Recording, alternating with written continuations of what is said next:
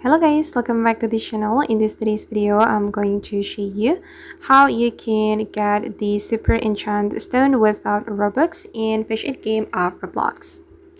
Okay, let's get into it guys. As you can see here, if you want to purchase super enchant stone, we need to have 49 Robux. But don't worry, in this update, you will be able to get the super enchant stone with your ticks. First of all guys, you need to farm the ticks and you will need 17k ticks to buy this super enchant stone. Okay, and to farm the ticks you can just do fishing at the classic island, and then you can also use this machine guys to get ticks for free. Wait, let me show you.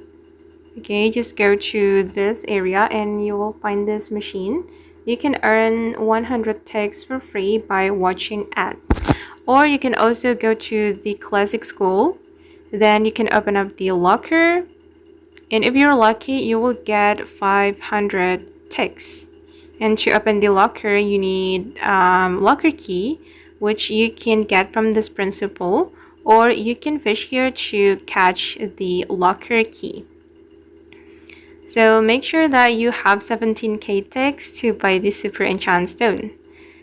But it's pretty worth guys, because you don't need Robux to buy the super enchant stone.